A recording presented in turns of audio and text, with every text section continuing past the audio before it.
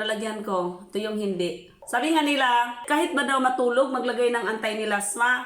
Kasi sabi ko nga mga kabisi, after 30 minutes nang maglagay ng sunblock sa umaga, maglagay na ng anti-melasma ito.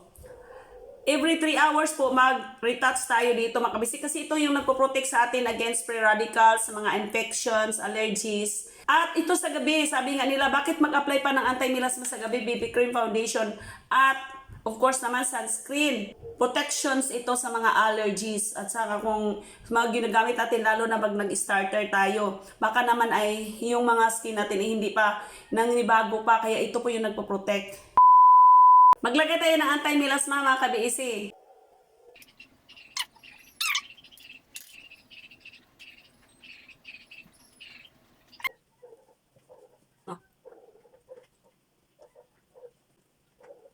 Ito yung nalagyan ko. Ito yung hindi. Sabi nga nila, kahit ba daw matulog, maglagay ng anti-melasma.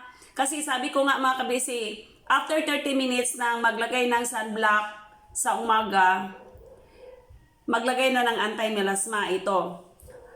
Every 3 hours po mag-retouch tayo dito mga kabisi kasi ito yung nagpo-protect sa atin against free radicals, mga infections, allergies. So mga kabisi, dapat kailangan talaga. At ito sa gabi, sabi nga nila, bakit mag-apply pa ng anti-melasma sa gabi, BB Cream Foundation at of course naman sunscreen. Ito mga kabisi, ang sabi ko sa inyo, sabi ko nga ay protections ito sa mga allergies at saka kung mga ginagamit natin lalo na pag nag-starter tayo. Baka naman ay yung mga skin natin ay hindi pa nangibago pa kaya ito po yung nagpo-protect. Kaya maganda ito mga kabisi.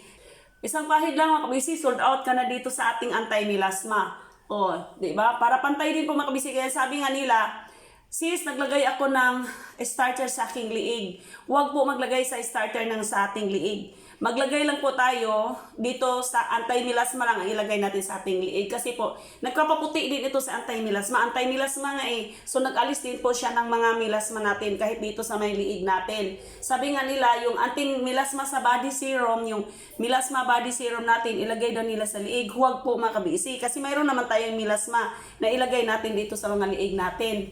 Huwag po maglagay ng lotion sa ating mga liig. Huwag na huwag. Kasi mayroon naman tayong anti-melasma. Si anti-melasma po, dito, pwede po talaga ilagay sa liig. Ako nga, maglagay pa nga ako lahat po talaga sa mga dito, mga ganyan ba. Para naman po ay pantay po yung kanyang, kahit pareho naman din po, puti naman din pa niya. Pero yung iba po talaga ang may touch. Ang may touch ng kakulay na siya lahat. O, tingnan nyo mga kabisi. Masasabi ninyo, mayroon na ding nagsabi na, ay, tinabunan lang yung melasma niya dito sa aking anti-melasma. Of course, mga kabisi, pag naglagay kayo dito, kasi foundation ito. At, of course, may contouring cream ito, mga kabisi. BB Cream Foundation, of course, mayroon din po itong concealer.